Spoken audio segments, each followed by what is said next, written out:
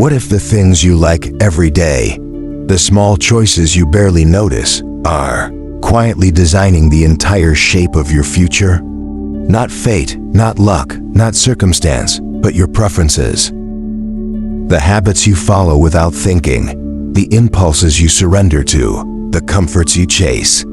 They seem harmless, but over time they become karma, and karma becomes destiny. What a person likes is actually a projection, an expression of the karmic force they carry.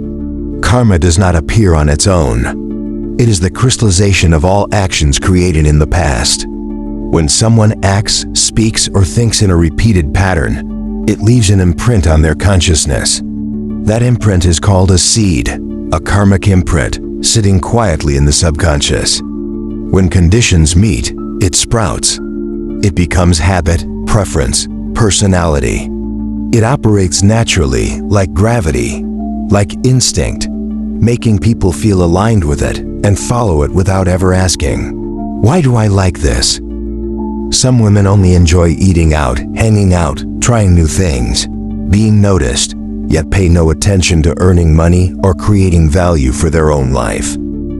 If they keep following those pleasures over time, it easily leads to financial dependence, a life of relying on others, being looked down upon, or having to trade too much, often with bitterness, just to maintain the habit of indulgence. Eventually, one looks back and realizes life lacks autonomy, value, and a solid foundation for long-term stability.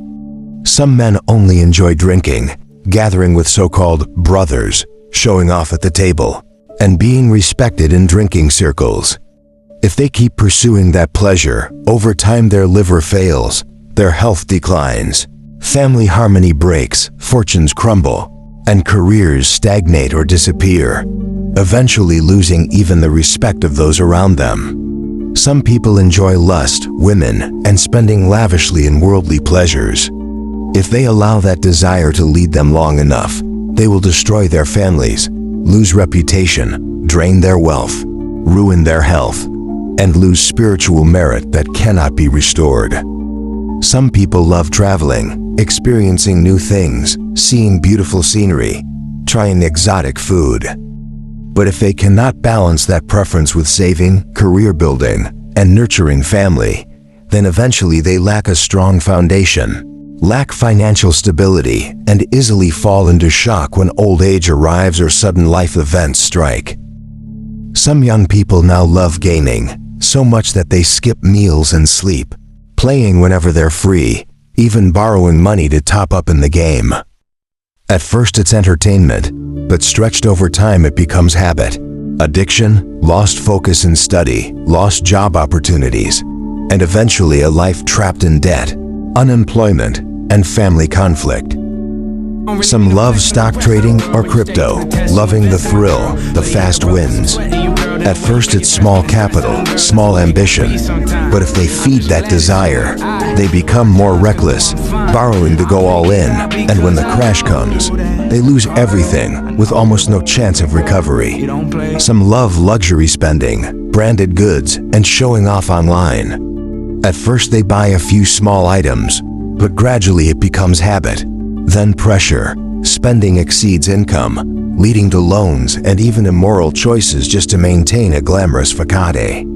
Some crave compliments, recognition, and admiration. At first it's just casual talk, but if they feed that craving, eventually they lose credibility and no one stays sincerely by their side. Some love arguing, proving themselves right, and winning debates. At first it's just talkativeness, but if allowed to grow, they become difficult people, losing friends, co-workers, harmony at home, ending in loneliness. Some only like enjoyment and freedom, refusing family responsibility, children, or caring for others. At first it seems like enjoying youth, but if prolonged, they reach old age and finally understand the cost. No one close, nowhere to rely on, loneliness, declining health, and a worn-out life. Some just like comfort, fear hardship, fear effort, fear challenge. At first it's just wanting ease, but over time they lose their drive, lose chances to change their destiny, ending up with a mediocre life and regret when it's too late. All these things, over time, inevitably shape the destiny of a person, because only with time do karmic seeds bear fruit. Only then does one see wealth or poverty, stability or turmoil, success or failure, joy or suffering. Preferences belong to instinct, and instinct is easily led by karma. Karmic force is the sum of everything we have done, thought, and spoken, not just in this life, but far into the past. Yet what goes against our immediate emotional preference reflects the amount of hidden virtue we possess. Examples: you want to go out, but choose to stay home and talk with grandparents who came a long way just to see their grandchildren. You want to drink or hang out with friends, but choose to spend that time buying new clothes for your aging parents.